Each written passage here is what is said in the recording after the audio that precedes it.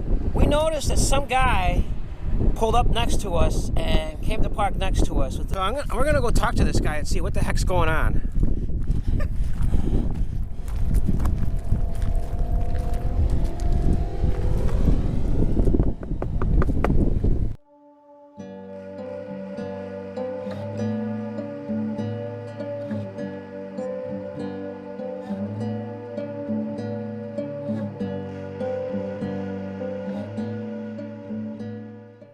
We noticed that some guy pulled up next to us and came to park next to us with this really loud rig, and so we're looking to see who the heck this is. So we're gonna go talk to this guy and see what the heck's going on.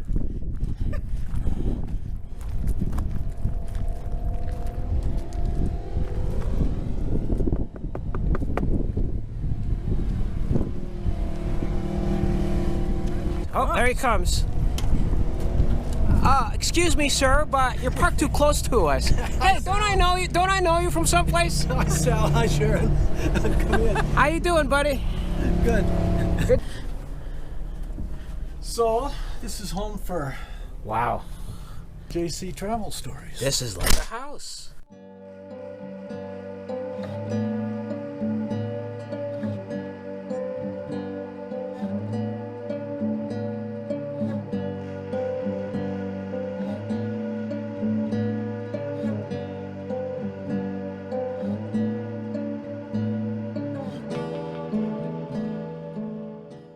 Huge. Yeah, it is huge in It's here. huge. Is this a slide?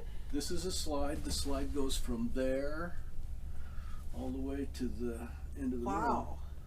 It's not a Look super at- slide, but we also have a second slide in the bedroom. Oh. So, yeah, it's quite comfortable. You got quite a bit of space there for counter space there. You know, the fact is, I Wow. have a 3,700 square foot home in Mexico, and I have more counter space in the RV.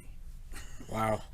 This is Jerry. In case you guys, in case of all the excitement, we didn't introduce him.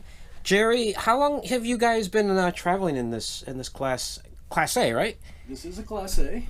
We bought this one 4 years ago.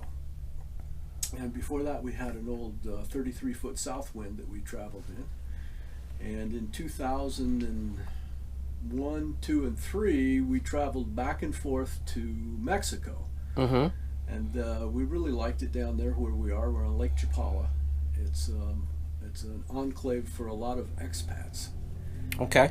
And in a population along 20 kilometers of the north shore of this Lake Chapala, which is the largest lake in Mexico, about 40 kilometers out of Guadalajara, the second largest city in Guadalajara, at an altitude of 5,200 feet, so it's nice and cool in the summer.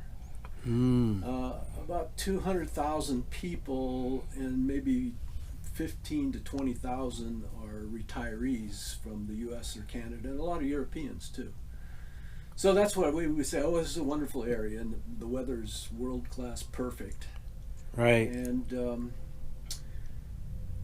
in 3 years of going down there for 6 months at a time with an RV and parking it and then renting it a house, we kept saying, we need to buy a house down here, we need to buy a house down here.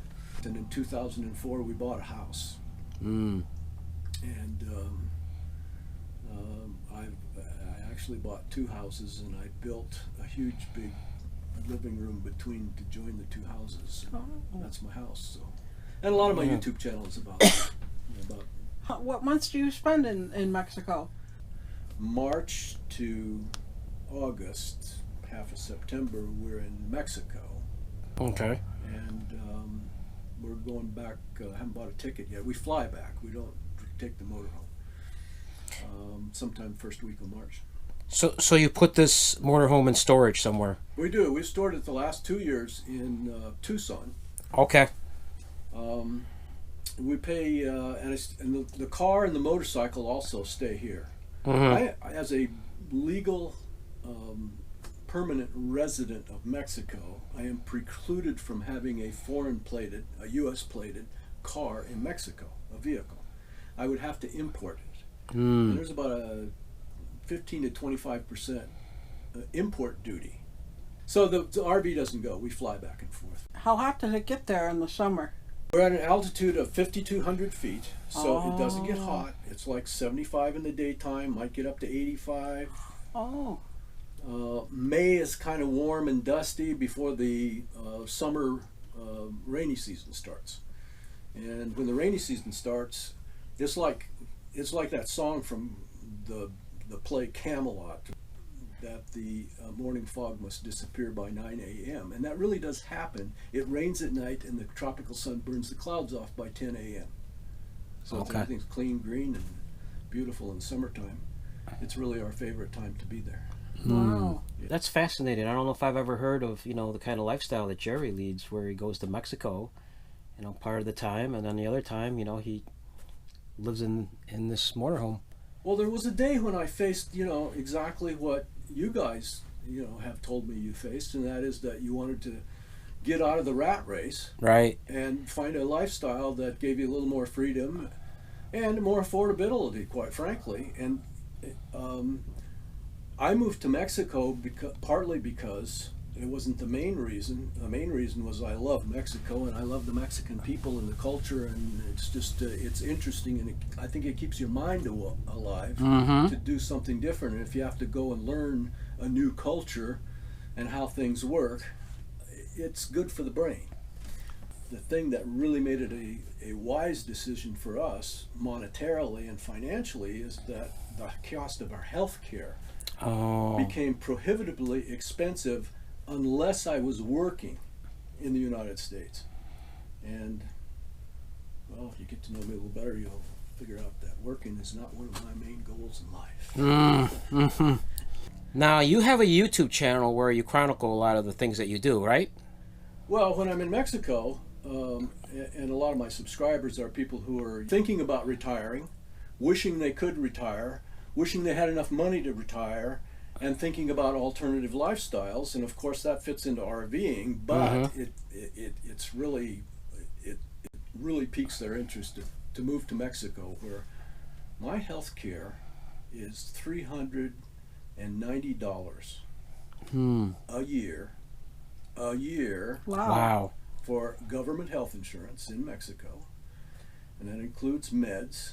There's no copay. Moving down there is another way to meet the challenge of getting to be 50, 60 years old and not having enough money to retire in the United States and maintain the same standard of Lifestyle. living. Right. Yeah. Right. And you can always retire. You can go to Mexico and live really, really, really cheap. Right. The point isn't to go to Mexico and live like a dirt poor person. Right. It's to maintain the standard of living that you've kind of become accustomed to, and it won't be kind of hard to not have anymore.